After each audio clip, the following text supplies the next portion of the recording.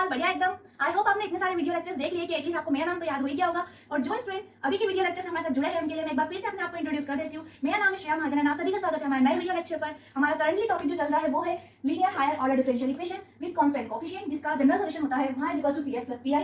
आई hope जो भी students ये वाले वीडियो लेक्चर को देख रहे हैं उन्होंने प्रीवियस लेक्चर को जरूर से देखा हो, क्योंकि उसमें हमने CF और PI दोनों को समझा था कि कैसे हम क्वेश्चंस की में निकालते हैं। सो ये वाला जो हमारा लेक्चर होने जा रहा है उसके अंदर हम ये टॉपिक से रिलेटेड कुछ क्वेश्चन सॉल्व करेंगे जो हमारे प्रैक्टिस क्वेश्चंस होंगे। पहले मैं क्वेश्चन लिखूंगी तो आपको वीडियो को पॉज करना है और फिर खुद ट्राई करना, उसके बाद हम सॉल्यूशन देखेंगे। इससे क्या होगा, आपकी प्रैक्टिस हो जाएगी कैसे कैसे क्वेश्चन के साथ कैसे डील करते हैं। Okay, so without wasting any other time let's start it. ये रहा आपका पहला क्वेश्चन। सो इसमें आपको क्या निकालना है, पर्टिकुलर इंटीग्रल निकालना है। मैं क्वेश्चन लिख देती हूँ, फाइंड PI, और आपको डिफरेंशियल इक्वेशन दी है d² y by dx² plus 3dy by dx plus 2y is equals to 4 cos square x, d² y by dx² plus 3dy by dx plus 2y is equals to 4 cos square x। तो चलिए आपका काम चालू हो जाता है। आप video फटाफट पॉज कीजिए और इसको सॉल्व करने की कोशिश कीजिए। आई होप आपने इसका PI इजीली निकाल लिया होगा, क्योंकि बहुत बेसिक सा क्वेश्चन है। चलिए फिर भी आपका आंसर मैच कर लीजिएगा, हम इसको सॉल्व करते हैं। सबसे पहले हम क्या करते हैं, इस फॉर्म को किसमें रिड्यूस करते हैं, डी के फॉर्म में, कैपिटल डी के फॉर्म में। तो वो क्या होगा इसका, d² y plus 3dy plus 2y is equals to 4 cos square x। उसके बाद हम d का फंक्शन अलग करते थे y से, तो इसमें अगली प्रोसेस क्या हो जाएगी, d² plus 3d plus 2 into में y is equals to 4 cos square x। अब यहाँ पर हमने FD का पोर्शन अलग कर लिया, y का पोर्शन अलग हो गया, हमारा Q का पोर्शन अलग हो गया। अब इसमें हमें ऑक्सिलरी इक्वेशन बनाने की नीड नहीं है, क्योंकि हमें सिर्फ PI को फाइंड करना है, जो कि होता है हमारा पर्टिकुलर इंटीग्रल। तो अब अगर हम ऑक्सिलरी इक्वेशन किस चीज के लिए बनाते थे, CF के लिए निकालते थे, बट इसमें हमको क्या सिर्फ PI फाइंड करना है, तो हमें ऑक्सिलरी इक्वेशन की कोई नीड नहीं है, हमारा सिर्फ FD का ही काम है। हमको FD यहाँ पर मिल गया है। अब हमारा PI हम कैसे निकालते थे, PI का फॉर्मूला होता था Fx अपॉन FD। जो हमारा Fx होता है उसको हम क्या कहते हैं, Q कहते हैं। तो यहाँ पर Q क्या है, 4 cos square x। तो हम इसको हम वैल्यू पुट अप करते हैं, ये हो जाएगा 4 cos square x अपॉन में FD की वैल्यू हमारे पास क्या है, d² प्लस 3d प्लस 2। अब ये हमारा PI निकल गया। पर हमको और सिंप्लीफाई करना है इसको, पर हमने जो भी अभी तक हमने रूल्स पढ़े थे PI के लिए भी, तो उसमें हमने देखा था कि हमने सिर्फ ऐसे फंक्शन देखे थे, cos x, sin x, हमने इस टाइप के फंक्शन देखे थे जहां पर सिर्फ सिंगल जिसकी पावर 1 थी। अब यहाँ पर तो स्क्वायर हो चुका है, अब स्क्वायर वाले फंक्शन हमने देखे नहीं। अब इसके लिए आपको आइडेंटिटी याद होना चाहिए। आइडेंटिटी क्या कहती है, 1 plus cos 2x is equals to 2 cos square x, ये आइडेंटिटी होती है। एंड एक आइडेंटिटी होती है 1 minus cos 2x is equals to 2 sin square x। Got it. ये आप ऐसे एक पेपर पर सारे आइडेंटिटीज लिखते चलिए, जो आइडेंटिटीज हमको क्वेश्चन में यूज होती जा रही है, आपको वो सारी आइडेंटिटीज एक पेज पर नोट डाउन करते चलिए, ताकि जब एग्जाम का टाइम आए तो आप एक नजर आइडेंटिटी पर भी मान लो, ताकि क्या आप ऐसे क्वेश्चन पे अटको नहीं, आपको फिर डायरेक्ट आपका माइंड कैचअप कर ले कि आपको क्या करना है, ये वाली आइडेंटिटीज का यूज करना है। सो यहाँ पर देखिए, अब यहाँ पर मैं एक काम करती हूँ, 4 को अलग कर लेती हूँ। देन मैंने लिखा cos square x के अपॉन में d² plus 3d plus 2। Okay, अब यहाँ पर देखिए cos square, यहाँ पे 2 cos square x है। अब हमको तो चाहिए सिर्फ cos square x, लेके चल जाएगा 2 अपॉन में चल जाएगा। तो ये क्या हो जाएगा, यहाँ पर रिजल्टेंट क्या आ जाएगा, 4 into 1 plus cos 2x by 2 into f of d, जो कि हमारा है d² plus 3d plus 2। Okay ठीक है, अब इसको हम रब कर देते हैं।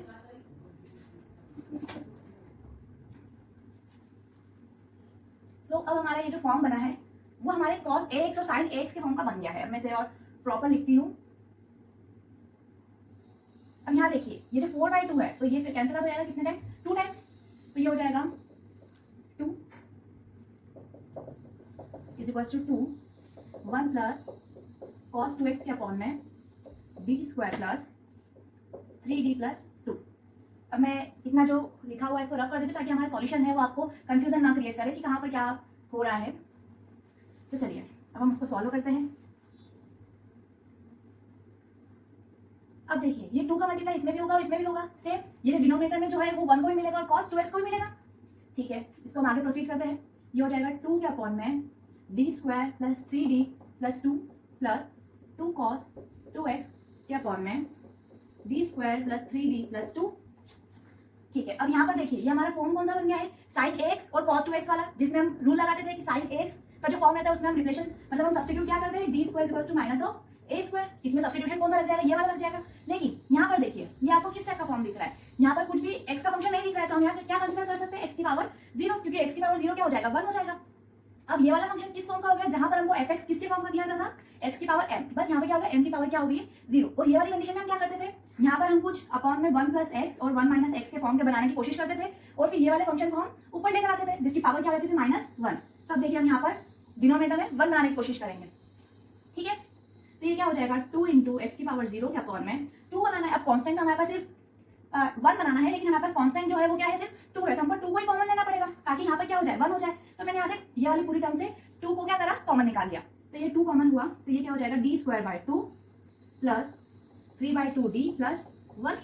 सेम यहाँ पर एक काम करते हैं, ये एज इट इज उतारते हैं, फिर दोनों में एक साथ ही हम रूल लगाएंगे और फिर आंसर निकालेंगे।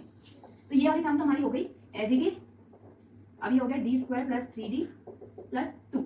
अब यहाँ देखिए हमारे पास ये 1 प्लस, अगर मैं ये पूरी टर्म को एक कंसीडर कर लूँ तो ये 1 प्लस एक्स के फॉर्म का बन गया हमारा फंक्शन, ठीक है। अब इसको हम क्या करेंगे ऊपर लेकर आएंगे, तो ये पूरी टर्म की पावर क्या हो जाएगी -1। ये 2 से ये 2 क्या हो गया कैंसिल आउट हो गया। अब एक काम करते हैं, इधर लिखते हैं प्रॉपर से, ओके। अब इसको प्रॉपर से हम इधर लिखते हैं, ये क्या हो जाएगा हमारा हो जाएगा ये x की पावर 0 के इंटू में क्या आ जाएगा 1 प्लस ब्रैकेट में d² 2 प्लस 3/2d की power -1 and plus 2 cos 2x के अपॉन में d² plus 3d plus 2 d² plus 3d plus 2। Okay, मतलब हमने ये वाला क्वेश्चन में जो पीआई निकालने का प्रोसेस थी हम यहाँ तक पहुंच गए हैं, जिसमें हमको दोनों में x के फंक्शन जो हमको रूल अकॉर्डिंग लगाते हैं हम उस टाइप के फॉर्म हमने क्या कर लिए फॉर्मेशन कर लिया कि इसमें हम ये वाला सब्स्टिट्यूट कर सकते हैं और इसमें हम क्या कर सकते हैं -1 को हमने पावर -1 करी, तो इसको हम एक्सपांड करेंगे किससे बाइनोमियल थ्योरम से, ठीक है। अब हम इसको प्रोसीड करते हैं, इसको थोड़ा सा वेट कर लूँ मैं।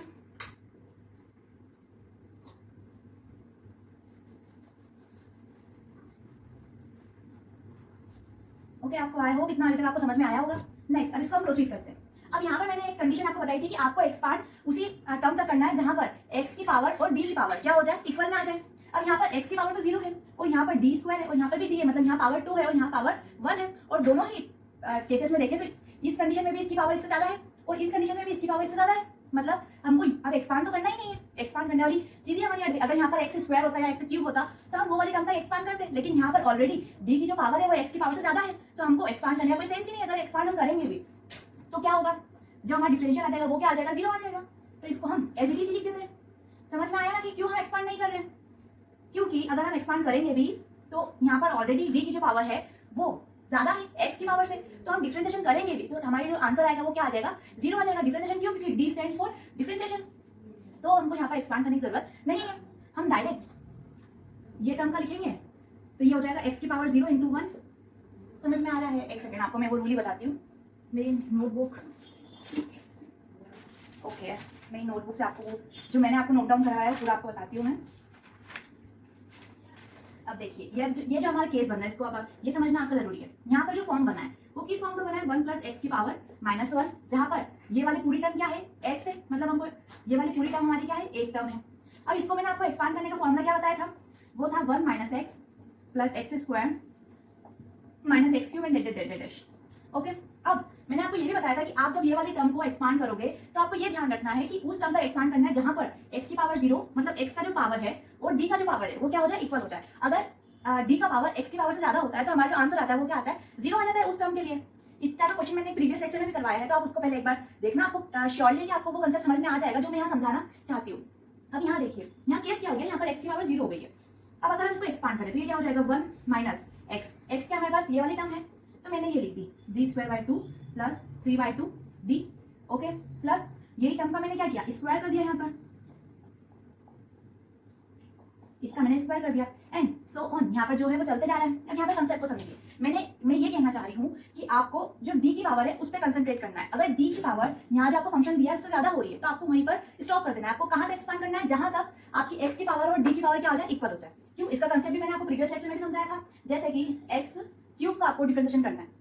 अब हमारा d1 क्या आ जाएगा 3x², हमने एक बार डिफरेंशिएशन किया, d2 मतलब हमने 2 बार डिफरेंशिएशन किया, ये क्या हो जाएगा 6x, हमने 3 बार डिफरेंशिएशन किया तो क्या आ जाएगा 6, लेकिन हम चौथी बार डिफरेंशिएशन करने जाएंगे तो हमारा आंसर क्या आ जाएगा 0, क्योंकि यहाँ पर हमारी ऑलरेडी टर्म क्या बन चुकी है कांस्टेंट बन चुकी है, हमारा कांस्टेंट का डिफरेंशिएशन क्या हो जाएगा 0। अब ये देखिए हमने d3 तक ही किया, क्यों, क्योंकि x की पावर भी क्या थी 3 और d की पावर भी क्या थी क्या थी 3। तो हमको उसी टर्म तक हमारा डिफरेंशिएशन करना है जिस टर्म तक हमारी x की पावर और d की पावर क्या आ जाए, इक्वल आ जाए, वरना उससे ज्यादा कभी d की पावर भी तो हमारा आंसर क्या आ जाता है, 0 आ जाता है। सेम चीज एक्सपांशन में भी रखते हैं। अब यहाँ देखिए, यहाँ x की पावर 0 है, अब यही टर्म में हमारी d की पावर क्या हो गई, 2 हो गई है, एंड d की पावर 1 हो गई है, जो ऑलरेडी x की पावर 0 से क्या हो गई है, ज्यादा हो गई है, तो हमारे इधर डिफरेंशिएशन क्या आ जाएगा, 0 आ जाएगा।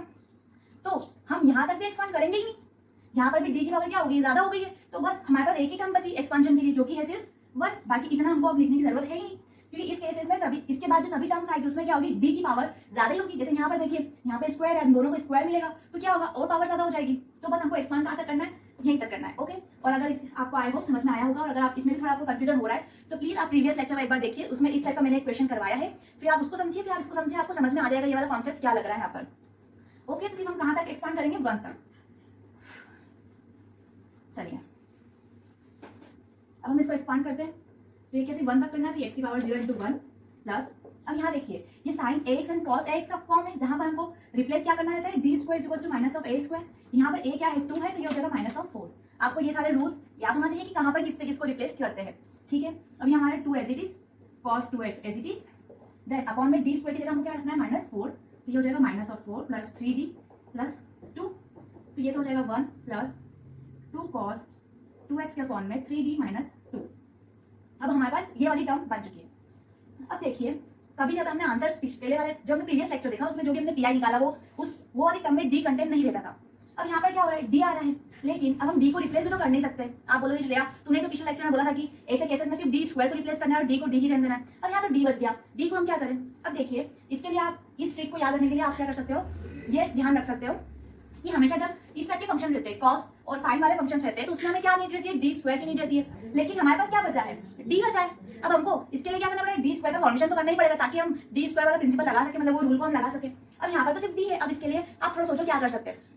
आई होप हमने पोस्ट करके सोचा होगा वीडियो को। अब यहाँ पर हम डी स्क्वायर के लिए क्या कर सकते हैं, यहाँ पर हमको इसी टर्म का मल्टीप्लाई ही करना पड़ेगा, ताकि क्या हो जाए, डी स्क्वायर का फॉर्मेशन हो जाए। तो हम क्या करेंगे, यहाँ पर रेशनलाइजेशन वाली प्रोसेस करेंगे, ताकि हमारे पास डी स्क्वायर का फॉर्मेशन यहाँ पर इजीली हो जाए। तो ये 3d माइनस 2 है, तो यहाँ पर 3d प्लस 2 से हम रेशनलाइजेशन कर देंगे, 3d plus 2 upon 3d plus 2, same 1 plus 2 cos 2x, 2 cos 2x के अपॉन में। अब यहाँ देखिए 3d प्लस 2 है एंड 3d माइनस 2 है, तो a प्लस b और a माइनस b वाला फॉर्मूला लग जाएगा। तो ये पूरी टर्म का क्या हो जाएगा, square minus b of square, यहाँ पे b क्या है 2 है, एंड यहाँ पर क्या है 3d प्लस 2। आई होप आपको इतना समझ में आया होगा। देन हम वापस से स्टार्ट करते हैं। मैं बार बार बोर्ड इसलिए रब कर रही हूँ ताकि बड़े लेटर्स लिख पाऊँ और आपको इजीली दिख सके बोर्ड पर कि क्या लिखा है। अब देखिए, अब हम आगे और प्रोसीड करते हैं। अब यहाँ देखिए 1 प्लस, अब 3d प्लस 2 में एक काम कीजिए, इसको मैं पूरा आपको सॉल्व करके बता देती हूँ, डायरेक्ट करूँगी तो थोड़ी सी प्रॉब्लम हो सकती है। 3d प्लस 2 क्या अपॉन में, ये क्या हो जाएगा 9d स्क्वायर माइनस ऑफ 4। अब यहाँ पर देखिए d स्क्वायर को किससे रिप्लेस करना है, वापस हम किस, यहाँ के a की वैल्यू क्या है 2, मतलब हम क्या करेंगे यहाँ पे d स्क्वायर की वैल्यू क्या देंगे माइनस ऑफ a स्क्वायर, जो हो जाएगा हमारा माइनस ऑफ 4। तब इसको आगे करेंगे तो क्या हो जाएगा 2 cos 2x के अपॉन में 9 माइनस 4 माइनस 4, तो ये क्या हो जाएगा माइनस ऑफ 36 माइनस ऑफ 4, तो हो जाएगा माइनस ऑफ 40। तो हम डायरेक्ट यहाँ लिख देते हैं माइनस ऑफ 40। ठीक है, आपको इतना समझ में आया होगा। अब ये 3d प्लस 2 जो है, अब यहाँ पर इसको, अभी 3d प्लस 2 में ये वाली टर्म का इसमें ही मल्टीप्लाई होगा एंड ये वाली टर्म का इसमें ही मल्टीप्लाई होगा, तो इसको हम डायरेक्ट यहाँ पर करते हैं। ये 2 को हमने बाहर कर दिया, ओके, तो ये क्या हो जाएगा 3d cos 2x plus 2 cos 2x। समझ में आया, बस सिंपल मल्टीप्लिकेशन किया, ये वाली टर्म का मल्टीप्लाई इसमें भी किया है और ये वाली टर्म का मल्टीप्लाई इसमें भी किया है। इसमें किया तो ये हो गया 3d cos 2x और इसमें किया तो ये हो गया 2 cos 2x। समझ में आया, ठीक है। ये हो जाएगा 1 प्लस 2 बाय माइनस 40 क्या हो जाएगा, कैंसिल आउट करेंगे तो ये हो जाएगा 1 बाय माइनस ऑफ 20। अब यहाँ देखिए d स्टेंड्स फॉर क्या होता है, d को हमने रिप्लेस किससे किया था, d बाय dx से। लेकिन हम जो आंसर देंगे pi का उसमें हमको d कंटेंट नहीं होना चाहिए, मतलब जो हमारा आंसर होना चाहिए उस टर्म में d प्रेजेंट नहीं होना चाहिए, पर यहाँ पे d है। अब हमको d को वापस क्या करना पड़ेगा, तोड़ना पड़ेगा, जिससे हमने उसको सब्स्टिट्यूट किया था। d को हमने किससे सब्स्टिट्यूट किया था, d बाय dx के, मतलब जहाँ पर भी हमारी इक्वेशन में d बाय dx था उसको हमने रिप्लेस किया था d से। तब हम वापस d की जगह पर क्या रहेंगे, d बाय dx। तो d बाय dx हमने रखा, तो ये क्या हो जाएगा 3d by dx of cos 2x plus 2 cos 2x। समझ में आया। अब d बाय dx मतलब डिफरेंशिएशन हो गया, cos 2x का डिफरेंशिएशन क्या हो जाएगा sin 2x इंटू 2। अब हम डायरेक्ट करते हैं, cos 2x का डिफरेंशिएशन क्या हो जाएगा sin 2x इंटू 2, क्योंकि यहाँ पर एंगल क्या है 2x है, सेम यहाँ पर ऐसा कैसा एज इट इज यहाँ पर आ जाएगा। अब हमारा आंसर लगभग आ गया, बस ये वाली टर्म को और हम सिंप्लीफाई कर देंगे तो हमारा पी आई आ जाएगा 1। अब ये वाली टर्म का मल्टीप्लाई इसमें भी करेंगे और इसमें भी करेंगे तो ये क्या हो जाएगा, ये तो 6 है तो 1 प्लस ब्रैकेट में आ जाएगा 2 से 20 कैंसिल आउट हो जाएगा तो ये क्या हो जाएगा -3/10 sin 2x plus actually minus, क्योंकि ये वाली टर्म का मल्टीप्लाई इसमें भी कर रहे थे 2 से 20 वापस कैंसिल आउट हो जाएगा तो क्या बचेगा 1/10 cos 2x और यही आपको क्या हो जाएगा हमारा पी आई जो हमको क्वेश्चन में निकालने के लिए उसने कहा था। हम एक बार इसका आंसर मैच कर लेते हैं। हमारा आंसर 3, एक सेकेंड, हाँ यहाँ पर थोड़ी मिस्टेक हो गई है। cos 2x में जो डिफरेंशिएशन होता है, एक्चुअली मैं इसको इंटीग्रेशन और डिफरेंशिएशन में बहुत ज़्यादा कंफ्यूजन होता है तो उसके लिए मैं यहाँ पर इंटीग्रेशन का फॉर्म लगा दी और यहाँ पर डिफरेंशिएशन का लगा दी। इसका डिफरेंशिएशन होता है क्या है -sin 2x, ठीक है। cos x का डिफरेंशिएशन क्या होता है -sin x, तो cos 2x का डिफरेंशिएशन क्या हो जाएगा sin 2x × 2, वो भी कैसा माइनस का, तो ये माइनस और ये माइनस क्या हो जाएगा प्लस, ये हो जाएगा हमारा प्लस और ये टर्म क्या हो जाएगी माइनस में, तो ये हमारा आंसर हो जाएगा 3/10 sin 2x - 1/10 cos 2x। कभी कभी ऐसे छोटी छोटी मिस्टेक्स हो जाती है तो प्लीज़ आप मुझे इसके लिए माफ कीजिएगा, इसीलिए मैं आंसर मैच करती हूँ कि हमारा आंसर सही आया है या नहीं, क्योंकि अगर गलत आया होगा तो फिर आपको कंफ्यूजन क्रिएट हो सकता है। कभी कभी बोर्ड पे जब इतना सारा बोलते हैं तो हेजिटेशन के कारण थोड़ा सा मिस्टेक हो जाता है, तो हमारा आंसर ये वाला सही है, आप इसको नोट डाउन कर सकते हो। आई होप आपको समझ में आया होगा। अब हम नेक्स्ट क्वेश्चन की तरफ चलते हैं, तो आप इसको नोट डाउन कर लीजिए। आई होप आपने नोट डाउन कर लिया है। अब हम नेक्स्ट क्वेश्चन देखते हैं। अभी तो हमने सिर्फ इसमें पीआई निकाला था, लेकिन अब आपको क्या करना है, कंप्लीट सॉल्यूशन निकालना है, मतलब सीएफ भी निकालना है और पीआई भी निकालना है। तो चलिए अब हम आपको एक नया क्वेश्चन देते हैं जिससे आपकी अच्छी प्रैक्टिस हो जाए। सेम प्रोसेस चल रही है, पहले हमने क्वेश्चन लिखूंगी, आपको वीडियो को पॉज करना है, देन आपको क्या करना है, उसको सॉल्व करने की पहले खुद से कोशिश करना है। चलिए नेक्स्ट क्वेश्चन ये रहा आपका, d² by dx² minus of 2dy by dx plus y is equals to x into e to the power x sin x d² by dx² minus 2dy by dx plus y is equals to x e to the power x sin x। I hope आप पहले इसको solve कीजिए और आप at least 5 step मतलब safe तो निकाल लेंगे आप, इसका आसानी से निकल जाएगा। पीआई के भी एटलीस्ट आप 3 to 4 प्रोसेस कर सकते हो इसमें। तो चलिए आप इसको वीडियो पॉज करके देखिए, जब तक मैं आपके लिए इस चीज़ के लिए हिंट यहाँ पर लिख देती हूँ। इसकी हिंट आ जाएगी,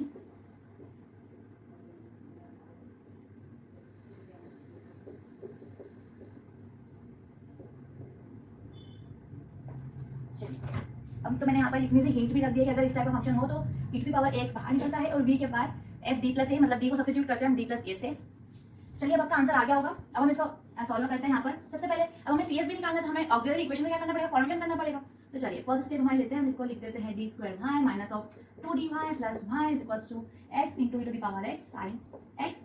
ठीक है, अब मैंने क्या किया है, y कॉमन निकाला, ये क्या हो जाएगा d² minus of 2d plus 1 into y is equals to, अब यहाँ पर हम किस तरह का फॉर्म देखते हैं, e to the power x into v, तो पहले मैं e to the power x को लिखती हूँ, तो ये हो जाएगा x sin x। यहाँ पर हमारा ये टर्म क्या है v, मतलब जिस टाइप का हमने रूल देखा था उसमें हमने ऐसे ही फंक्शन, मतलब अगर x का function e to the power x वाला जो एक्सपोनेंशियल फंक्शन है उसके अलावा अगर कोई दूसरा x का फंक्शन आता है तो उसे हमने क्या बोला था, v कहा था, तो ये पूरी टर्म क्या हो गई हमारी v हो गई। ठीक है, अब यहाँ देखिए, अब हम इसको ऑक्सिलरी इक्वेशन का फॉर्मेशन करते हैं तो क्या हो जाएगा m² minus of 2m plus 1 is equals to 0। तो हमारे पास इसको सॉल्व करने पर क्या आएंगे, रूट्स आएंगे, उसके थ्रू हम क्या निकाल सकते हैं, CF को निकाल सकते हैं। तो ये किसमें ब्रेक होगा, minus of m plus 1 is equals to 0।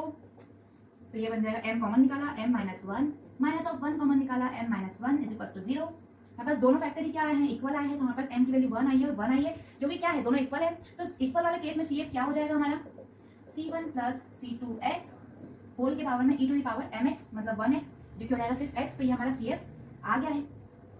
Okay got it. इसका आंसर हम देख मैच कर लेते हैं। जी हमारा आंसर सही है। अब आई होप आप सभी ने CF तो बिल्कुल ही सही निकाला होगा। अगर आपका CF अच्छे से नहीं निकला तो आपको बहुत सारे क्वेश्चन प्रैक्टिस करने पड़ेंगे। सो आप CF तो एटलीस्ट सही निकालिए। अब हम देखते हैं PI कैसे निकालते हैं। तो एक काम करते हैं, उसके लिए पूरा बोर्ड रब कर देते हैं। ठीक है, हमको ये चीज़ की तो नीड है, तो हम इसको रब कर सकते हैं।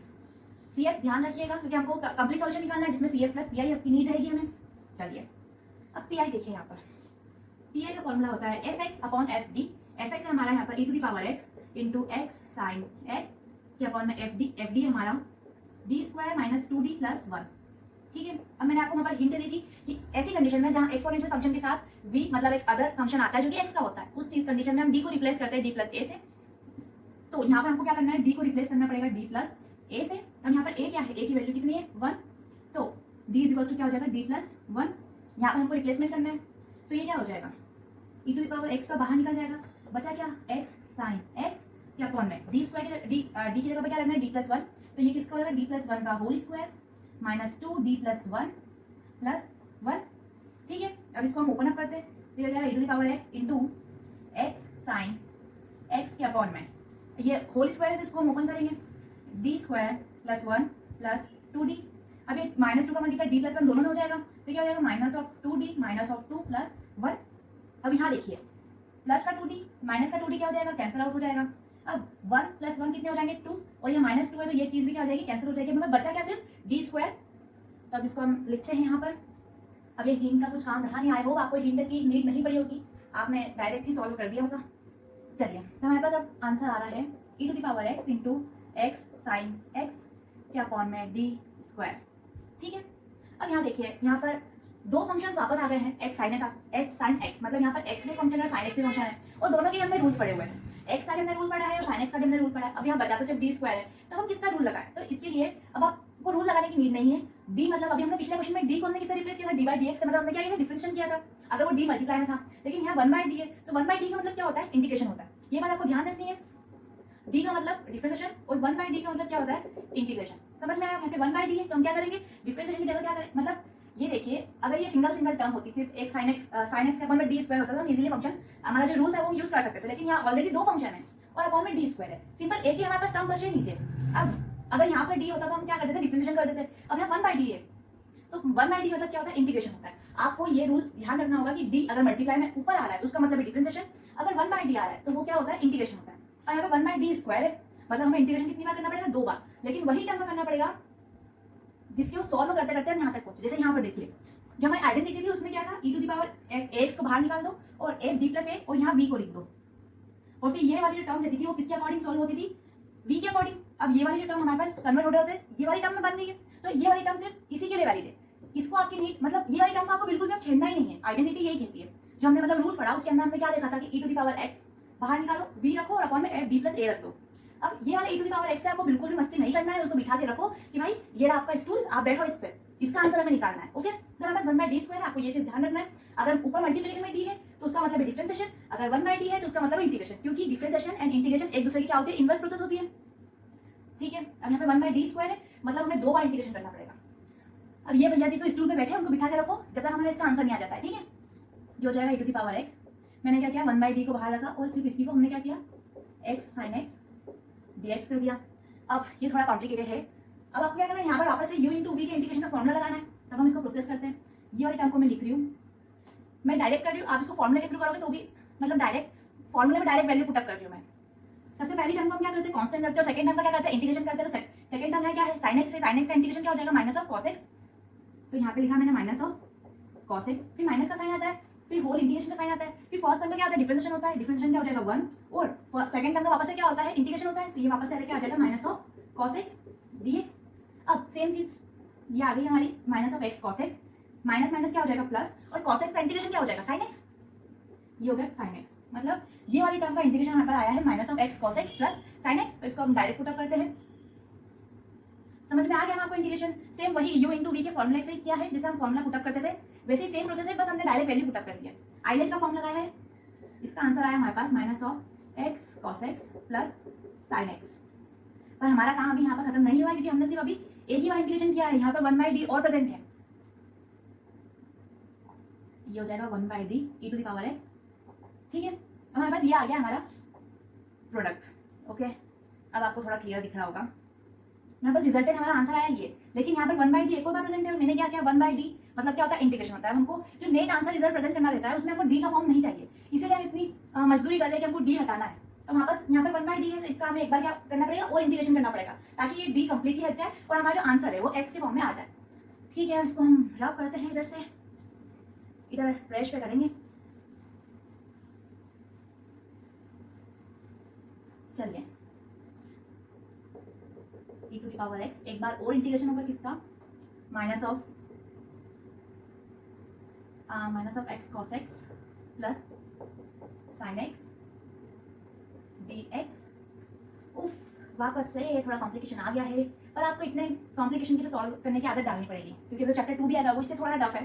अब यहाँ देखिए, वापस से यहाँ u इंटू वी के इंटीग्रेशन का जो प्रोडक्ट रूल लगता है वो लगेगा यहाँ पर, और यहाँ नॉर्मल इंटीग्रेशन हो जाएगा। ठीक है, पहले हम इसको प्रोसेस करते हैं, u इंटू वी। अभी मैंने क्या किया, माइनस को बाहर ही रख दिया और पूरी टर्म का हम करते हैं। सबसे पहले फर्स्ट टर्म को कांस्टेंट रखते हैं, ठीक है, कांस्टेंट रखना। सेकंड टर्म का क्या होता है, इंटीग्रेशन होता है, cos x का इंटीग्रेशन क्या हो जाएगा, sin x। ठीक है, फिर माइनस का आता है, मैं डायरेक्ट u इंटू वी के प्रोडक्ट रूल से ही कर रही हूँ, बस जो हमारी वैल्यूज है वो डायरेक्ट पुटअप कर रहे हैं। माइनस फिर इंटीग्रेशन का साइन लगता है, फर्स्ट वाली जो हमारा फंक्शन है उसका क्या होता है, डिफरेंशिएशन होता है, डिफरेंशिएशन हो जाएगा 1, cos x का इंटीग्रेशन हो जाएगा sin x। Okay, got it. अब sin x का इंटीग्रेशन वापस से क्या हो जाएगा, यहाँ dx है, sin x का इंटीग्रेशन क्या हो जाएगा वापस से, माइनस ऑफ cos x, मतलब यहाँ क्या आ जाएगा, minus of cos x, minus minus क्या हो जाएगा प्लस, तो ये आंसर क्या आ जाएगा, प्लस का cos x।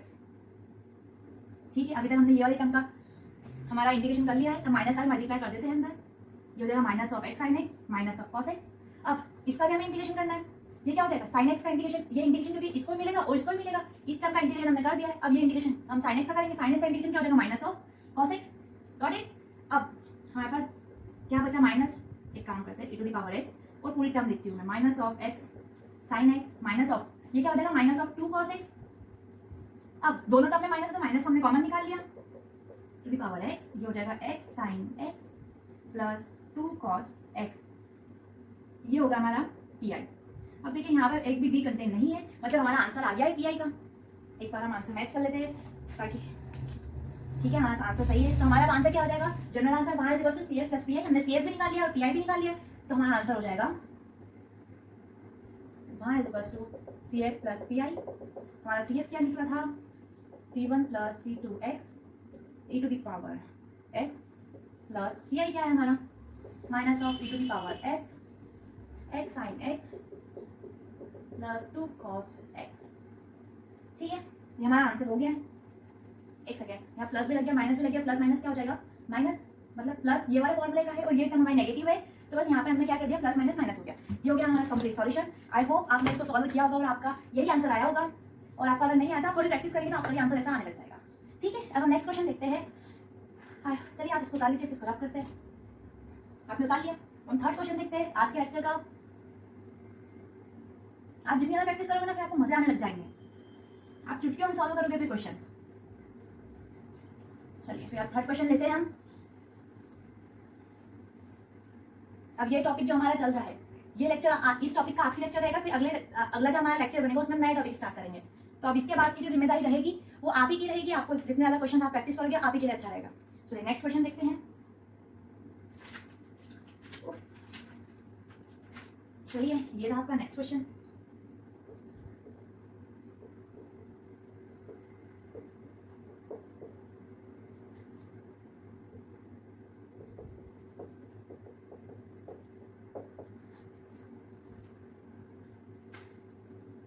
ठीक है, ये क्वेश्चन है हमारा, ये वीडियो को आप पॉज कीजिए और इसको खुद से ट्राई कीजिए पहले आप, जब तक मैं पानी पिलाती हूँ। ठीक है, आप इसको जरूर से ट्राई कीजिए।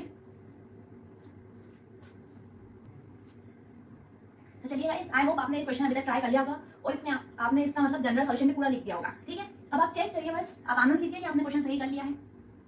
तो सबसे पहले हमें ऑक्सिलरी इक्वेशन की नीड रहेगी, उसके लिए हमें एफ ऑफ डी की जरूरत रहेगी। तो ये हो जाएगा डी स्क्वायर। अब हम डायरेक्ट कर दें क्या, D square plus 60 plus 9 y is equal to 5 e to the power 3x।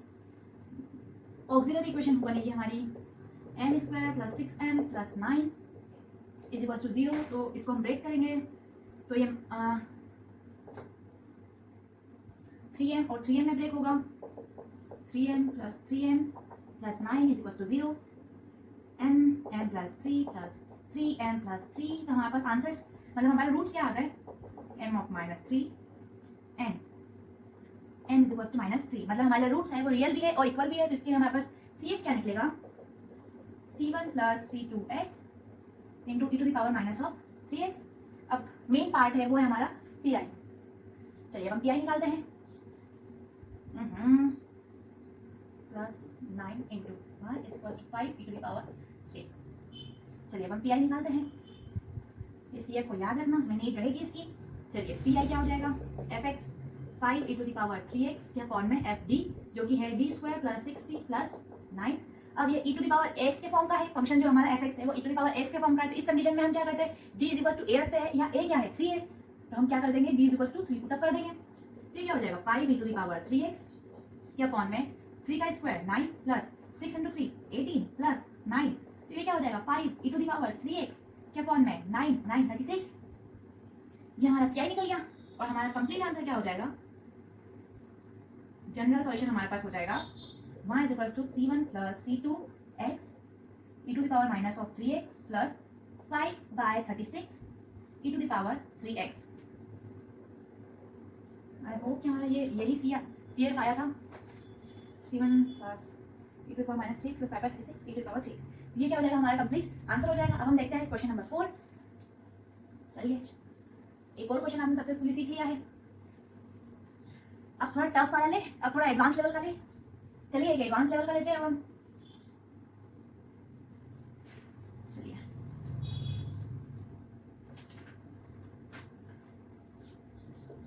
d square minus 4d plus 4 into y is equals to 8x square e to the power 2x sine of 2x d square minus 4d plus 4 into y is equals to 8x square e to the power 2x sine 2x।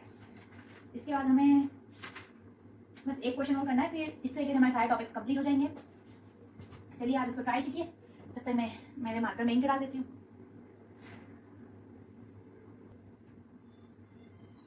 I hope guys आपने process किया होगा और आपका answer आ गया होगा इस question से related. अब हम इसका आंसर देखते हैं, आप आंसर मैच कीजिए, मैं सॉल्व करती हूँ। ये थोड़ा सा लेंदी है, थोड़ा नहीं बहुत ज़्यादा लेंदी है, इसमें इंटीग्रेशन बहुत बार आपको करना पड़ेगा। चलिए स्टार्ट करते हैं। CF निकालना, उसके लिए हमारे पास ऑक्सिलरी इक्वेशन क्या होगी, हमारे पास रूट्स क्या आ जाएंगे, m इक्वल्स टू डायरेक्ट नहीं m square minus of 2m minus of 2m plus 4 equals to 0 m minus 2 m minus 2 equals to 0। हमारे पास रूट्स आ गए m equals to 2 and m equals to 2, मतलब हमारे रूट्स है वो रियल भी है और इक्वल भी है। तो हमारे पास CF क्या आ जाएगा, CF हम डायरेक्ट यहीं पर लिख देते हैं ताकि जब हम आंसर कंप्लीट निकालें तो हमको दिक्कत ना हो। c1 plus c2x into e to the power 2x, क्योंकि हमारे पास जो रूट्स आए हैं वो क्या है m इक्वल्स टू 2। अब मेन पार्ट चालू होता है। कोई ये टफ PIP कोई टफ नहीं है, बस आपके कंसेप्ट क्लियर होना चाहिए, आपको स्ट्रॉन्ग इंटीग्रेशन आना चाहिए ताकि आप कंफ्यूज ना हो कहाँ पे क्या इंटीग्रेशन करना है। चलिए चलिए चलिए कुर्सी की पेटी बांध लीजिए, अब थोड़ा लेंथ सोल्यूशन होने वाला है, फटाफट नोट डाउन करिएगा, फिर फटाफट से इसको रब करेंगे, फिर आप नोट डाउन करना, फिर हम रब करेंगे, फिर आप नोट डाउन करेंगे, फिर आप उसको उतारना कॉपी में, ठीक है। तो PI इज इक्वल्स टू, अब यहाँ वापस से देखिए e to the power x into v का फॉर्मेशन हो रहा है, तो e to the power x को पहले हम बाहर लिखते हैं, मतलब e to the power 2x into 8x square sine 2x के अपॉन में, मतलब ये होल के अपॉन में है अभी, d square minus of 4d plus 2। अब ये जो हमारे पास केस बना है वो e to the power x into v का बना है, यहाँ पर v क्या होता है, एक अलग x का फंक्शन होता है। अब ऐसे केस में हम रिप्लेस कैसे करते हैं, d is equal to d plus a, और यहाँ a की वैल्यू क्या है 2 है, तो d प्लस 2 से हम इसको क्या कर देंगे, रिप्लेस कर देंगे, और ये क्या हो जाएगा, ये वाली पूरी टर्म क्या हो जाएगी, अलग हो जाएगी, और e to the power 2x को हम बोलेंगे भैया आप अभी स्टूल पे वापस से बैठ जाओ, जैसे हमने पिछले क्वेश्चन में बिठाया था। चलिए क्या जाएगा, e to the power 2x into 8x square sine 2x के अपॉन में d प्लस 2 से हमने d को रिप्लेस किया, तो ये क्या हो जाएगा d प्लस 2 का whole square minus 4d plus 2 plus 2, ठीक है। अब ये सर को कोई हाथ नहीं लगाना है आपको, अब जो पूरी टर्म जो भी आपको मस्ती मजाक करना है, खेलना है इनके साथ, कबड्डी खेलना है, खो खो खेलना है, आपको सिर्फ यही टर्म के साथ खेलना है, ठीक है, इनको आप परेशान नहीं करोगे। चलिए अब इसको हम ओपन अप करते हैं, क्या हो जाएगा d square plus 4 minus of 8d minus 4d minus 8 plus 2, एक सेकेंड यहाँ 8d नहीं आएगा, यहाँ 4d आएगा, क्योंकि 2 into 2 4d, yes plus of 4d, तो ये प्लस का है d square plus 4 plus 4d minus of 4d minus of 8 plus 2। Mistake हो रही है, यहाँ 4 है, आपसे बातचीत करते में थोड़ी थोड़ी मिस्टेक होने लगती है क्या मेरे साथ में, क्वेश्चन भी ठीक से नहीं होता है। चलिए चलिए कोई बात नहीं, अच्छा है अपन ने अभी यहीं पे सुधार ली, तो बहुत हम आखिर तक जाते तो हमारा आंसर रॉन्ग आता था, अभी हमने यही सॉल्व कर लिया, d square minus 4d plus 4, तो यहाँ पर भी क्या आ जाएगा 4, और यहाँ पर भी क्या हो जाएगा 4, ठीक है। आई होप आपको समझ में आएगा, बस हमने d को d प्लस 2 से रिप्लेस किया, क्योंकि यहाँ पर a की वैल्यू क्या थी 2 थी, तो ये हो गया d square plus 4 plus 4d minus 4d minus of 8 plus का 4, ठीक है। अब यहाँ देखिए प्लस का 4d माइनस का 4d कैंसल आउट, ठीक है, यहाँ से भीड़ को कम करना है अपने को, प्लस का 4 प्लस का 4 प्लस का 8 माइनस का 8 कैंसल, तो हमारे पास भीड़ पूरी ही खत्म हो गई, सभी का हट जाए, बचा क्या सिर्फ d स्क्वायर देखिए यहाँ पर सभी टर्म तो हट गई, बचा क्या सिर्फ डी स्क्वायर। अब हम डायरेक्ट यहाँ पे क्या कर देते हैं, डी स्क्वायर कर देते हैं। चलिए यहाँ पर सिर्फ टर्म क्या बची, डी स्क्वायर। वापस से अब 1/d बचा है, मतलब क्या करना है, हमें इंटीग्रेशन करना है, लेकिन यहाँ पे 1/d स्क्वायर है, मतलब हमें क्या करना है, 2 बार इंटीग्रेशन करना है। किस टर्म का, सिर्फ इस टर्म का। ठीक है, चलिए अब हम इंटीग्रेशन करते हैं। तो एक काम करते हैं, पहले एक बार इसे लिख देते हैं, e⁻² इंटू 1/d, और यहाँ पर 8 भी बाहर निकाल दिया है। Integration of x² sine 2x dx। ठीक है, अब ये टर्म का हमें क्या करना है, इंटीग्रेशन करना है। तो चलिए डायरेक्ट करते हैं। पहली वाली टर्म आइलेट के हिसाब से देखेंगे तो ये क्या होगा, हमारा फर्स्ट फंक्शन होगा, ये क्या होगा, हमारा सेकंड फंक्शन होगा। चलिए तो first function constant, second function क्या होता है, इंटीग्रेशन होता है। sin 2x का इंटीग्रेशन क्या हो जाएगा, माइनस ऑफ cos 2x/2, फिर माइनस इंटीग्रेशन फर्स्ट वाली टर्म का डिफरेंशिएशन, मतलब फर्स्ट वाले फंक्शन का डिफरेंशिएशन, तो क्या हो जाएगा 2x। देन वापस से सेकंड फंक्शन क्या हो जाएगा, इंटीग्रेशन, जो हम यहाँ लिखे हैं, ये क्या हो जाएगा, minus of cos 2x/2 dx। ठीक है, अब देखिए यहाँ पर ये क्या हो जाएगा, minus of x² cos 2x/2, यहाँ पे 2 से 2 क्या हो जाएगा, कैंसिल आउट हो जाएगा। बचा क्या, सिर्फ इंटीग्रेशन करना है हमें अब, x cos 2x, यहाँ पे माइनस है, यहाँ पे माइनस है, तो ये क्या हो जाएगा प्लस dx। अब देखिए यहाँ पर वापस से u × v का फॉर्मूला लगेगा। अब इसे मैं अभी सिर्फ हम ये वाली टर्म को सॉल्व कर रहे हैं ना, क्योंकि ये वाली चीज को हम बार बार करके क्या करेंगे, मतलब वापस उसको उतारना पड़ेगा। तभी हम ये वाली टर्म को पहले सॉल्व कर लेते हैं, यहाँ लिख देंगे, पर आपको प्रॉपर सॉल्व करते चलना है, आपको ये टर्म बार बार लिखनी पड़ेगी। जैसे अब आप यहाँ पर क्या लिखोगे, ये पूरी टर्म के साथ आपको लिखना है यहाँ पर 8/d e⁻²x। यहाँ पर भी क्या करना है आपको, पूरी टर्म के साथ आपको लिखना है 8/d e⁻²x। ठीक है, आप मेरे डायरेक्ट मत करना है ना कि इस टर्म को बस सॉल्व कर रहे हैं, आपके ई के लिए सॉल्व करके मेरे पास इतनी जगह नहीं है कि मैं आपको पूरा क्योंकि थोड़ा सा लेंथी क्वेश्चन आएगा, इसीलिए मैं सिर्फ अभी यही वाली टर्म को सॉल्व करती हूँ। और जो पिछले क्वेश्चन में भी हमने ऐसा किया है ना, तो आपको ऐसा नहीं करना है कि बस ये डायरेक्ट करना है, आपको कॉपी में पूरा सॉल्व करना है ना, आपको ये टर्म साथ में लेकर चलनी है। चलिए तो मैं पहले इसको यहाँ उतारती हूँ। हमारा अभी पी आई की वैल्यू क्या है, e⁻² into 8/d minus of x² cos 2x/2, और हमें इंटीग्रेशन एक बार फिर से करना है किसका, x cos 2x dx। ठीक है, मैं इसको थोड़ा रब कर देती हूँ ताकि थोड़ी सी जगह क्लीन दिखे। चलिए अब यहाँ देखिए, ये वाली टर्म को तो हमें कुछ नहीं है, इसका इंटीग्रेशन हो गया। अब ये टर्म में वापस हमें u × v मतलब प्रोडक्ट रूल लगाना पड़ेगा इंटीग्रेशन के लिए। चलिए अब हम इसमें से अभी यही टर्म को सॉल्व कर रहे हैं, आपको अगेन ये चीज लिखना है।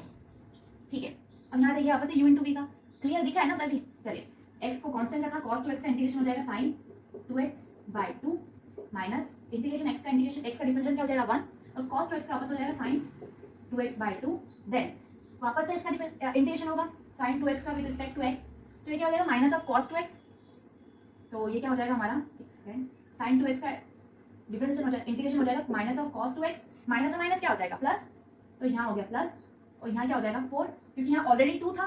फिर sin 2x का इंटीग्रेशन क्या होगा cos 2x/2, तो 2 × 2 क्या हो गया 4।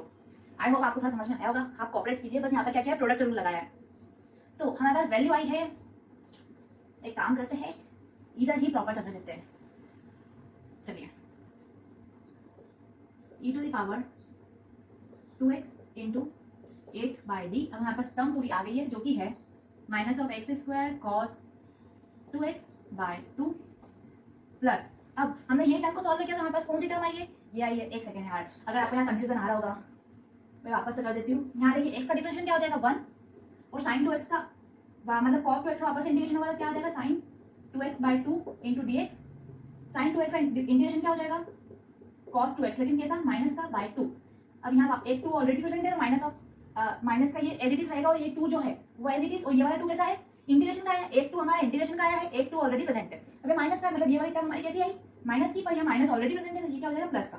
ओके, प्लस ये क्या है x sin x/2, x sin 2x/2 plus cos 2x/4।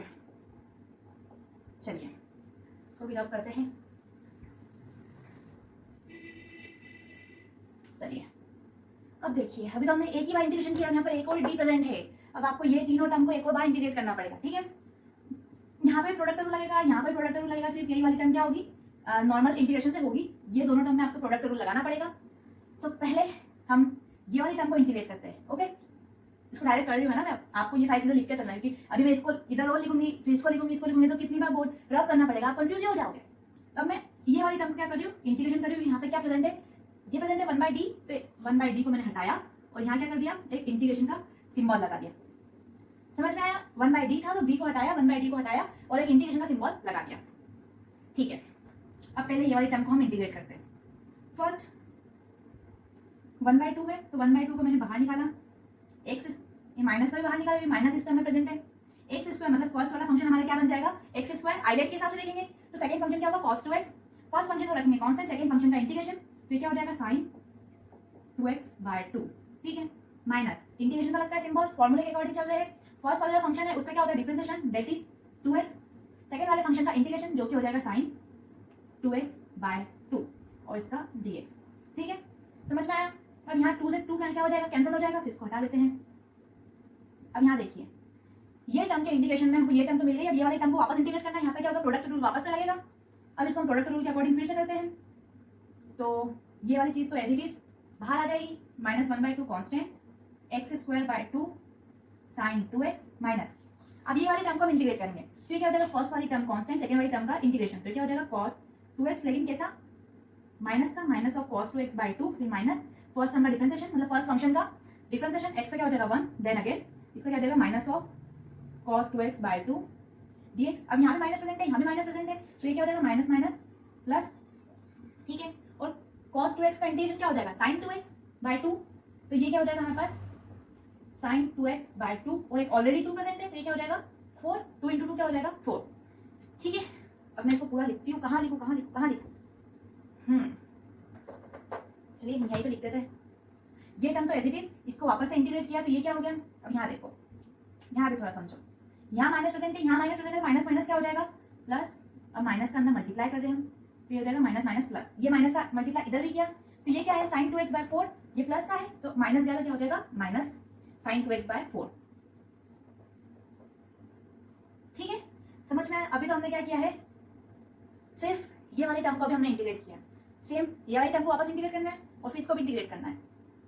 तो कहाँ लिखूँ मैं, अगर मैं छोटे लेटर्स लिखूंगी तो हो सकता है कैमरा फोकस की थोड़ी सी दिक्कत हो। इस वाली लाइन को तो हटाते हैं, थोड़ा सा मैं स्मॉल लिखने की कोशिश करती हूँ। ठीक है, तो हमारे पास pi अभी आया है e⁻2x × 8। हमने ये वाले टर्म का इंटीग्रेशन कर लिया है और इंटीग्रेशन की वैल्यू क्या आई है, ये आई है। ठीक है, -1/2,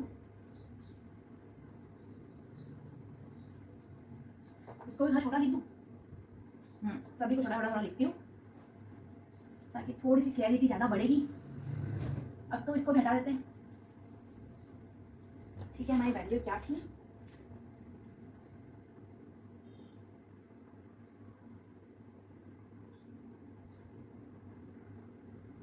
हमारी वैल्यू आई थी pi = e⁻2x × 8। इंटीग्रेशन करना था हमारे होल टर्म का, जिसमें थी -x² cos 2x/2 plus x sin 2x/2 plus cos 2x/4। ठीक है,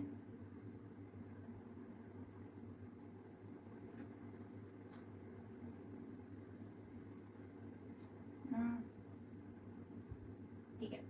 अब हमने ये वाली टर्म का इंटीग्रेशन कर लिया है, ये वाली टर्म का हमारा इंटीग्रेशन हो गया है, तो मैं यहाँ से इंटीग्रेशन को हटाकर ये दोनों टर्म पर लगा देती हूँ। ठीक है, dx क्यों, क्योंकि हमने ये वाली टर्म का इंटीग्रेशन अभी कर लिया है। इसकी वैल्यू हमारे पास आई है e⁻2x, यहाँ 8 लिख देते हैं। इसकी वैल्यू हमारे पास आई है -1/2 x² sin 2x। एक काम करते हैं, -1/2 का भी अंदर क्या कर देते हैं, मल्टीप्लाई कर देते हैं, तो ये क्या हो जाएगा, थोड़ी जगह खाली इधर से भी हो जाएगी।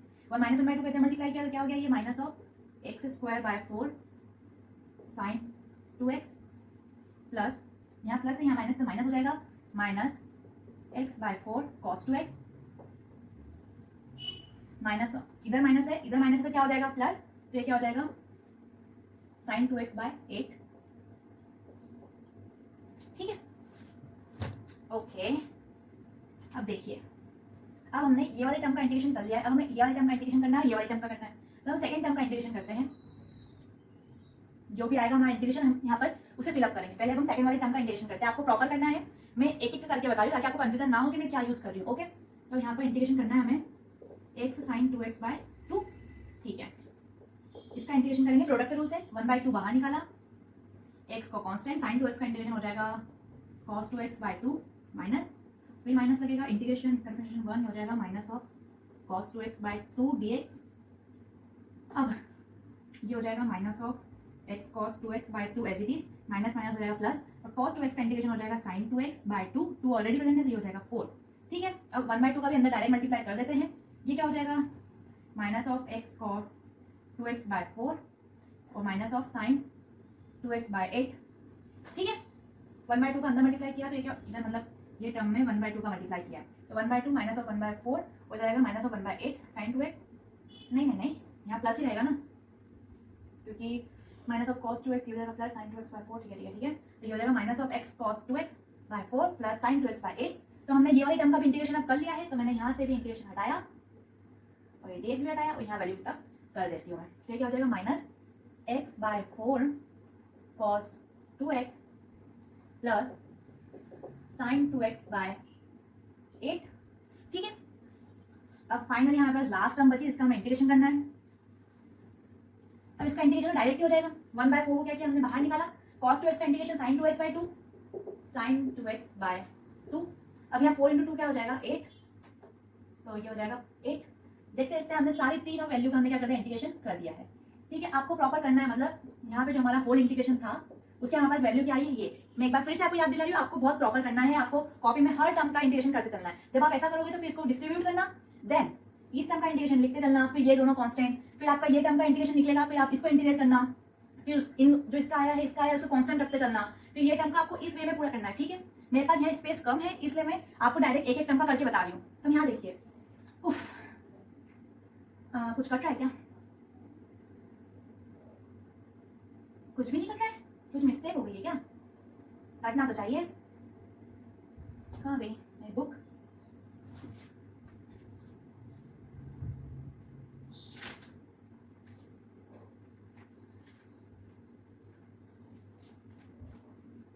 चलिए देखते हैं।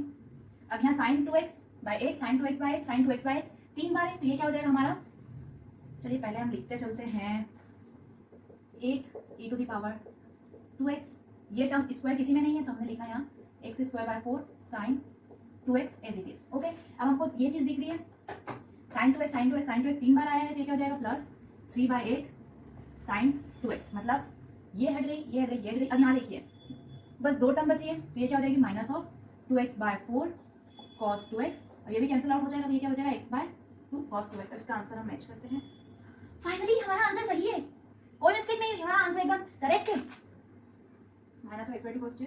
अरे यार बहुत बेहतर, सही सारा आंसर आया हमारा।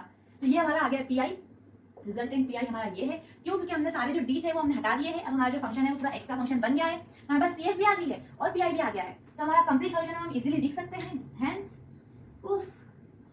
Complete solution y = CF + PI। हमारा CF क्या था, C1 + C2x e⁻²x plus 8 e⁻²x minus of x²/4 sin 2x plus 3/8 sin 2x minus x/2 cos 2x। ये हो गया हमारा कंप्लीट सॉल्यूशन।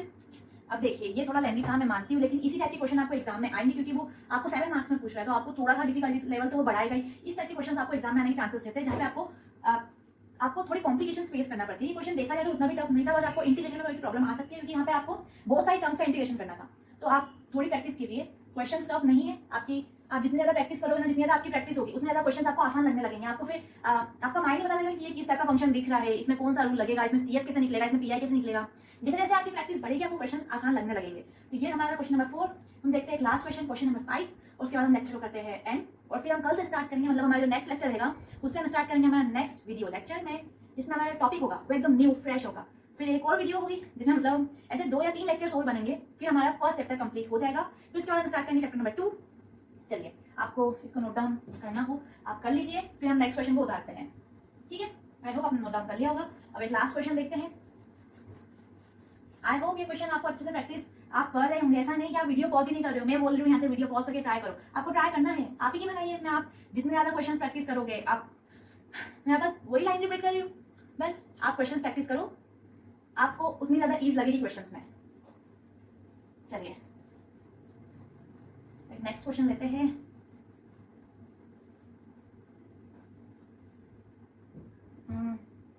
नेक्स्ट क्वेश्चन कौन सा एक ये वाले दे देते हैं। D Q by D X Q plus D square by D X square minus D Y by D X minus Y is equals to cos 2x plus 3 e to the power x D Q plus D square minus D by D X minus one equals cos 2x है। आप video को pause कीजिए और इसको please try कीजिए, ये last question है, उसके बाद हम नेक्स्ट टॉपिक स्टार्ट कर देंगे। तो आप इसको प्लीज वीडियो को पॉज कीजिए और ट्राई कीजिए।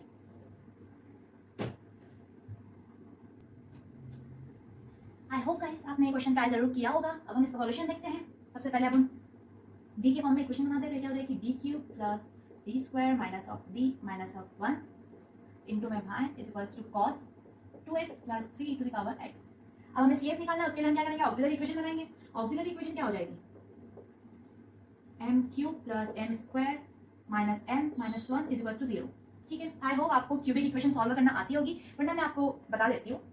यहाँ पर आपको क्यूबिक इक्वेशन जब आपको सॉल्व करने के लिए आती है, तो जो भी कांस्टेंट रहता है उसके आसपास की आपको क्या करना रहता है, वैल्यू चुनना रहती है और फिर वो वैल्यू को सेटिस्फाई करवाना रहता है। और कौन सी वैल्यू इस इक्वेशन को सेटिस्फाई करती है, मतलब जिस वैल्यू को आपको पुट करने से, इक्वेशन में पुट करने से आपका आंसर 0 आ जाए, मतलब वो क्यूबिक इक्वेशन में रूट है। जैसे यहाँ पर -1 है तो आपको -1 से कुछ आसपास वैल्यू, जैसे 1 हो गई, -1 0 -2 2, ऐसे आपको कुछ आसपास की वैल्यूज रखना है और ऐसी वैल्यू को आपको फाइंड आउट करना है कि जिसको अगर आप ये वैल्यू पुटअप करवाओ यहाँ पर, मतलब m में आप वैल्यू पुटअप करो तो आपका आंसर क्या आ जाए, 0 आ जाए। और जो सी वैल्यू से आपकी इक्वेशन सेटिस्फाई हो जाती है तो वो आपका क्या रहेगा, रूट रहेगा। उसके बाद की प्रोसेस हम समझते हैं, पहली स्टेप हम फॉलो करते हैं।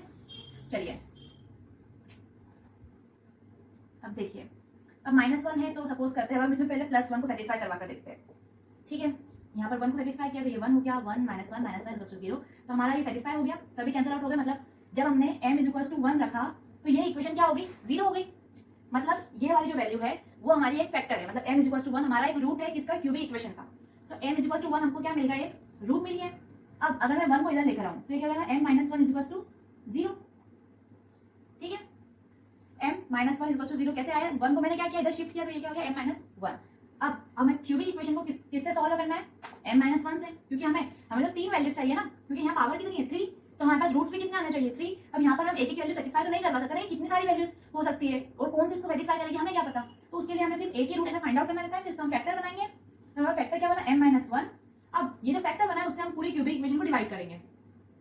m - 1 से पूरी इक्वेशन को क्या कर देंगे, हम डिवाइड कर देंगे। इसका m = 1 क्या एक रूट आया है, m³ plus m² minus m minus 1, इसको हम डिवाइड करेंगे। फिर हमें एक फैक्टर मिलेगा, उस फैक्टर को जब हम सॉल्व करेंगे वो फैक्टर हमें कैसा मिलेगा, हमारी पावर 2 वाला फैक्टर बनेगा। मतलब फैक्टर नहीं, इक्वेशन जो बनेगी हमारी वो कैसी बनेगी, क्वाड्रेटिक इक्वेशन बनेगी। फिर आपको वो इक्वेशन को सॉल्व करना पड़ेगा जिससे हमें 2 रूट्स और मिलेंगे।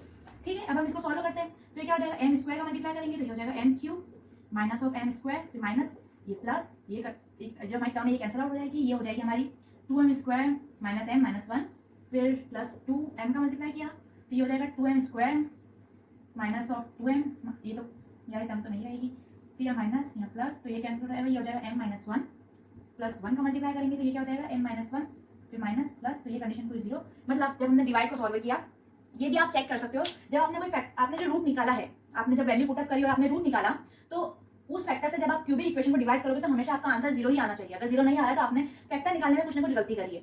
तो अब हमारा यहाँ पर 0 आ गया, मतलब जो हमारा रूट निकला था m = 1 वो ट्रू है और इसके हेल्प से हमें क्या मिली है, क्वाड्रेटिक इक्वेशन मिली। अभी क्वाड्रेटिक इक्वेशन ही हमें बाकी के 2 बचे हुए रूट्स देगी। तब हम लिख देते हैं यहाँ पर, हमारे पास ये इक्वेशन आई है। ठीक है, अब ये क्वाड्रेटिक इक्वेशन से हमें बचे हुए 2 रूट्स मिल जाएंगे। इसको हम सॉल्व करेंगे तो ये क्या हो जाएगा, ये हो जाएगा m + 1 + 1 m + 1 = 0। तो हमारे पास इधर से रूट्स क्या हो जाएंगे, m = 1, एक सेकेंड, m + 1 = 0 एंड ये हो जाएगा कि दोनों सेम ही रूट्स है तो m की वैल्यू क्या आई, -1 m - 1। तो हमारे पास अब तीनों रूट्स हो गए हैं, 2 -1 है और एक 1 है। तो हम यहाँ लिखते हैं, हमारे पास m की वैल्यू क्या आई है, एक प्लस का 1 है और 2 माइनस के 1 है। आई होप आपको क्वाड्रेटिक इक्वेशन सॉल्व करते आ गई होगी। हमारे पास तीनों रूट्स आ गए हैं, तो हमारे पास CF निकालेंगे हम। CF क्या हो जाएगा, अब यहाँ पर एक नॉर्मल वैल्यू में क्या रहेगा, C1 e⁻x प्लस, अब यहाँ 2 क्या है, रियल भी है और इक्वल भी है, तो इसके लिए क्या हो जाएगा C2 plus C3x into e⁻x। तो ये हमारा क्या हो गया, CF हो गया। अब हमें निकालना क्या है, PI निकालना है। CF हमने निकाल लिया है, ये हमने CF का एक नया केस देखा जहाँ पर हमने क्यूबिक इक्वेशन को सॉल्व किया। अब हम देखते हैं PI कैसे निकालेंगे। तो आप CF को नोट डाउन कर लीजिए, क्योंकि हमें आंसर में क्या रहेगी, इसकी नीड रहेगी। अब हम PI को देखते हैं। चलिए, PI is equals to fx के अपॉन में fd। fx क्या है, अपॉन में fd। अभी जो fd है वो cos 2x को मिलेगा और 3e⁻x को भी मिलेगा। तब हम इसको और व्यवस्थित कर देते हैं, यहाँ पे भी fd लिख देते हैं और यहाँ पर भी fd लिख देते हैं। अब दोनों में क्या होगा, अपने अपने रूल्स जो लगने चाहिए वो लग जाएंगे। यहाँ पर cos x वाला रूल लग जाएगा, यहाँ पर e⁻x वाला रूल लग जाएगा। ठीक है, देखते हैं मैं इसको क्या उठा लूँ। चलिए, fd की वैल्यू हम यहाँ पुटअप करते हैं, तो ये हो जाएगा cos 2x के अपॉन में। अब देखिए, जब sin x और cos x वाला फॉर्म आता है, हमको काय की नीड रहती है, d स्क्वायर की नीड रहती है, क्योंकि हम d स्क्वायर को ही रिप्लेस करते हैं। यहाँ पर तो अब d स्क्वायर तो है, लेकिन d क्यूब भी है, तो पर हमें तो d स्क्वायर की नीड रहती है। अब हम d क्यूब को क्या लिख सकते हैं, d इंटू डी स्क्वायर लिख सकते हैं, ताकि हम d स्क्वायर की वैल्यू पुटअप कर सकें। तो मैं d क्यूब को लिख रही हूँ d into D square plus d square minus d minus 1, ठीक है, प्लस 3e⁻x के अपॉन में d cube plus d square minus d plus 1। अब देखिए, सबसे इजी तो यही वाला है, तो पहले हम इसको देखते हैं। यहाँ पर a की वैल्यू क्या है, 1, और ऐसे केस में हम किससे रिप्लेस करते हैं, d is equals to a से। तो इसको हम चेक करते हैं, ये क्या हो जाएगा, 1 + 1 - 1 + 1। वेट, यहाँ -1 है, तो यहाँ -1 है। अब यहाँ देखिए, ये तो 0 बन रहा है, और मैंने बताया था आपको, कंडीशन बताई थी, अगर डिनोमिनेटर में 0 बन रहा है, जो हम सब्स्टिट्यूट कर रहे हैं, और हमारे डिनोमिनेटर है वो 0 बन रहा है, तो इस केस में हमें क्या करना रहता है, इस केस में हम करते हैं कि x का ऊपर मल्टीप्लाई करते हैं और नीचे वाले डिनोमिनेटर में जो d है उसको क्या कर देते हैं, हम डिफरेंशिएट कर देते हैं, मतलब fd का हम क्या कर देते हैं, डिफरेंशिएशन कर देते हैं। तो चलिए, ये वाली टर्म क्या हो जाएगी, x इंटू e⁻x, और नीचे वाली टर्म का क्या हो जाएगा, डिफरेंशिएशन। तो ये क्या हो जाएगा, 3d² प्लस 2d माइनस 1, और ये वाली टर्म का डिफरेंशिएशन क्या हो जाएगा, 0। चलिए, अब हम ये वाली टर्म पे चलते हैं, ये इसके साथ है ना, ठीक है, ये वाली टर्म के साथ है। अब इसमें क्या होता है, हम डी स्क्वायर को किससे रिप्लेस करते हैं, -a² से। यहाँ पर a की वैल्यू क्या है, 2, तो हम डी स्क्वायर को रिप्लेस करेंगे किससे, -4 से, मतलब d square equals to -a², a की वैल्यू है यहाँ पे 2, तो -4, ठीक है। हम इसको रिप्लेस करते हैं, cos 2x के अपॉन में d -4 माइनस d माइनस 1, और बीच में प्लस। समझ में आया, बस यहाँ पे हमने रिप्लेस किया है। अब देखिए, -4 और -1 कितना हो जाएगा, -5, तो मैंने यहाँ लिख दिया -5। अब ये क्या हो जाएगा, -4d, ये हो जाएगा हमारा -4d। अब -4d और -d कितना हो जाएगा, 5d, वो भी माइनस का, तो ये हो जाएगा -5d, ठीक है। हमारे पास रिजल्टेंट ये आ गया है। अब यहाँ पर मैंने क्या कहा, जो हमारा इक्वेशन रहेगी, मतलब PI का जो हमारा रिजल्टेंट आंसर आएगा, उसमें में d नहीं होना चाहिए, x का ही फंक्शन बनना चाहिए। लेकिन यहाँ वाली टर्म में देखिए d बन रहा है, तो ऐसे केस में मैंने आपको बताया था कि क्योंकि हमें cos ax और sin ax वाले जब टाइप के फंक्शन रहते हैं, तो हमें क्या चाहिए था, d स्क्वायर, और ऐसे केस में हम क्या करते हैं, रेशनलाइजेशन करते हैं, ठीक है, हम रेशनलाइजेशन करते हैं, और ये वाले केस में तो कोई दिक्कत ही नहीं है। वापस से हमें क्या पुटअप करना है, d इक्वल्स टू a, ठीक है। पहले अब हम इसको सॉल्व कर लेते हैं complete. d equals to a put up करेंगे, तो a की वैल्यू क्या है यहाँ 1, तो ये हो जाएगा 1, ये भी हो जाएगा 1, तो हमारा वैल्यू क्या बची, 3 + 2 मतलब 5, 5 - 1 4, तो ये हो गया हमारा बाय 4, ठीक है। अब इसको देखो, अब हमें रेशनलाइजेशन करना है। अब रेशनलाइजेशन यहाँ देखिए, -5 इजीली कॉमन निकाल सकते हैं हम, तो ये क्या हो जाएगा, cos 2x 1 बाय -5 क्या करा, कॉमन निकाल लिया, और ये क्या हो जाएगा, d + 1 प्लस 3/4x e⁻x, ठीक है। अब हम साइड से करते हैं, अब 1/5, लेकिन कैसा, माइनस का। अब हमें क्या करना है, रेशनलाइजेशन करना है, क्योंकि हमें क्या किस चीज की नीड है, डी स्क्वायर की, लेकिन नीचे प्रेजेंट क्या है, डी। आपको हर चीज का रीजन पता होना चाहिए कि हम क्यों रेशनलाइजेशन कर रहे हैं, क्योंकि यहाँ डी प्रेजेंट है, पर हमें चाहिए क्या, डी स्क्वायर। अगर यहाँ पे सिर्फ डी होता तो हम डायरेक्टली इंटीग्रेशन कर देते, लेकिन यहाँ पे क्या है, d + 1 है, और उसको हटाने के लिए सिर्फ एक ही चीज कर सकते हैं, वो क्या है, रेशनलाइजेशन। तो ये क्या हो जाएगा, d - 1 का ऊपर मल्टीप्लाई किया, d - 1 का नीचे मल्टीप्लाई किया, और जब मल्टीप्लाई में क्या है, d + 1, और ये क्या है, cos 2x plus 3/4x e⁻x, ठीक है। अब यहाँ देखिए, a + b और a - b वाला फॉर्मूला लग जाएगा, तो ये क्या हो जाएगा, d² - 1, तो ये हो जाएगा d² - 1। अब यहाँ देखिए, अब d² फॉर्मेशन हो गया हमारा, तो d² की जगह हम क्या करेंगे, -a², यहाँ पे ए की वैल्यू है 2, तो हम क्या करेंगे यहाँ माइनस ऑफ 4 रखा, तो ये क्या हो गया माइनस ऑफ 5, तो ये माइनस ऑफ 5, फिर माइनस 5 और माइनस 5 को मल्टीप्लाई करेंगे तो क्या हो जाएगा प्लस का 25, तो ये हमारे पास वैल्यू आ गई है 25। अब हमारे पास सिर्फ इसको सॉल्व करना है कि ये वाली टर्म में क्या बचा है, हमारे पास डी बचा हुआ है, तो ये हो जाएगा 1/25। cos 2x का मल्टीप्लाई डी में भी होगा और -1 में भी होगा, तो ये क्या हो जाएगा D cos 2x minus cos 2x plus 3/4x into e to the power x। D मतलब डिफरेंशिएशन, 1/d मतलब इंटीग्रेशन, यहाँ डी है मतलब इसका क्या होगा डिफरेंशिएशन होगा, तो ये क्या हो जाएगा minus of sin 2x into 2 minus cos 2x, यहाँ 1/25 एज इट इज चल रहा है, और ये क्या है 3/4x into e to the power x। ये क्या आ गया हमारा कंप्लीट आंसर आ गया। इसका डिफरेंशिएशन क्या हो जाएगा minus of sin 2x into 2, इसका ये एज इट इज, दोनों टर्म में माइनस है तो यहाँ से हम माइनस को कॉमन निकाल लेते हैं, हमारे पास पी आई ये आया। एक बार आंसर हम मैच कर लेते हैं, 2 sin 2x। अब यहाँ पे क्या करता है, ये 2 को हम क्या कर देते हैं डायरेक्ट यहाँ लिख देते हैं, plus cos 2x plus 3/4x into e to the power x। तो हमारा कंप्लीट आंसर क्या हो जाएगा CF प्लस PI, उसे हम यहाँ पर लिख देते हैं।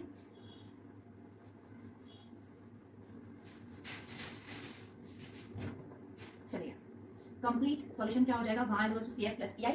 हमारा CF क्या आया था C1 e to the power x plus C2 plus C3x e to the power minus x minus, इसको ही ड्रॉप कर देते हैं, ये हमारा PI है, ऐसे हम एडिशन में लिख देते हैं। चलिए ये हो गया, हमारे पास आंसर क्या हो गया minus of 1/25 2 sin 2x cos 2x plus 3/4x into e to the power x। सही लिखा है मैंने, 2 sin 2x plus cos 2x 3/4x into e to the power x। तो ये हमारा कंप्लीट सॉल्यूशन, जो हमें गिवन डिफरेंशियल इक्वेशन दी थी उसका कंप्लीट सॉल्यूशन है CF plus PI। Okay, I hope आपने अभी तक जो हमने पूरे 5 क्वेश्चन देखे उसको आपने सॉल्व करने में एंजॉय किया होगा। अब आपकी टर्न आती है, अब आपके ऊपर ये मतलब जो रिस्पॉन्सिबिलिटी है अभी आपके ऊपर है कि आप कितने ज़्यादा क्वेश्चन प्रैक्टिस कर रहे हो। So all the very best, और आई होप आप बहुत सारे क्वेश्चन आप प्रैक्टिस कीजिएगा इससे रिलेटेड, ताकि आपको ये टॉपिक पूरा कंप्लीट हो जाए। अब हम नेक्स्ट लेक्चर से स्टार्ट करेंगे हमारा next topic. Till then take care, good bye.